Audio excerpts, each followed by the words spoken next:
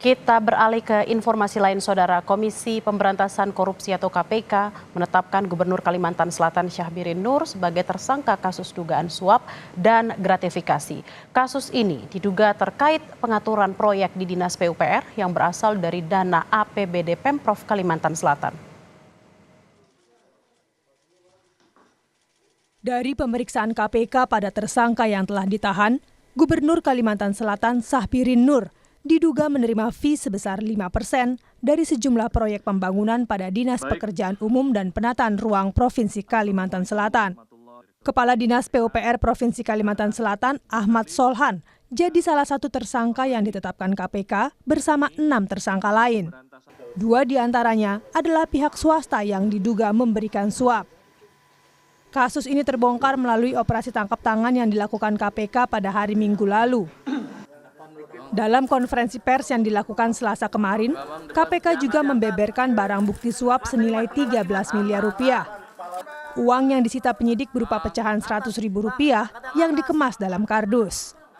Dan karenanya kemudian disepakati atas peristiwa tersebut telah ditemukan bukti permulaan yang cukup terkait dugaan tindak pidana korupsi berupa penerimaan hadiah atau janji oleh penyelenggara negara atau yang mewakilinya di Provinsi Kalimantan Selatan tahun 2024-2025.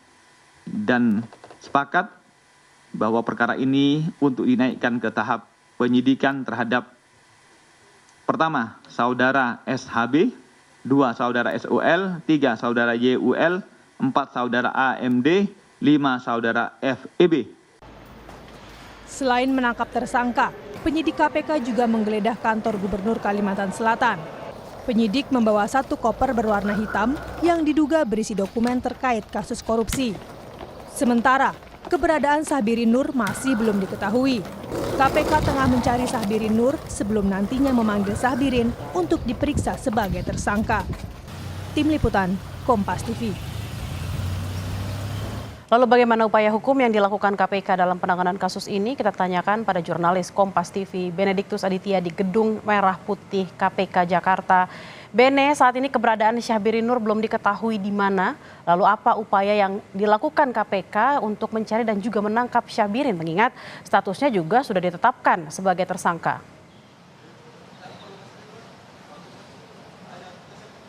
Ya, Bella dan juga saudara, memang terkait hal tersebut ini kita ketahui bahwasannya KPK sendiri telah menahan begitu atau menetapkan 7 orang tersangka terkait kasus suap dan gratifikasi di lingkungan PUPR Provinsi Kalimantan Selatan.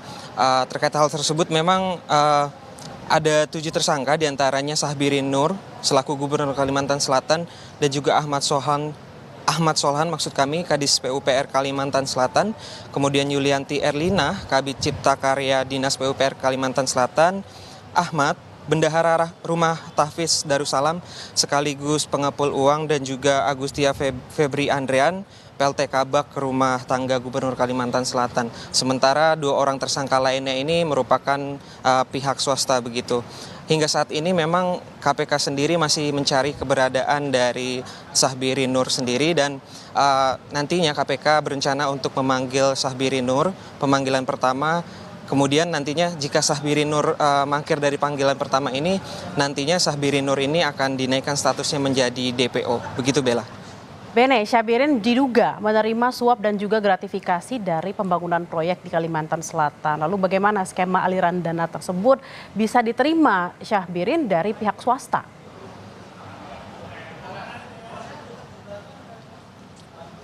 Ya, Bella, memang terkait hal tersebut kemarin dari OTT pada hari Minggu kemarin, KPK sendiri sudah menyita sejumlah uang 12 miliar dan juga 500 US dollar. Dan memang terkait hal tersebut ini terkait dengan pengadaan 3 proyek di lingkungan Provinsi Kalimantan Selatan. Yang pertama terkait dengan pembangunan lapangan sepak bola di kawasan integrasi Provinsi Kalimantan Selatan yang dengan total biaya ini mencapai 23 miliar.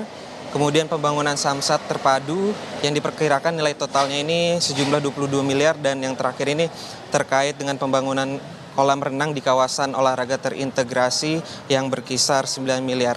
Dari ketiga proyek tersebut, memang ini dari keterangan saksi merupakan rekayasa, dan nantinya memang direncanakan bahwasannya Sabirin sendiri akan menerima fee sebesar 5% dari total proyek yang telah berjalan tersebut.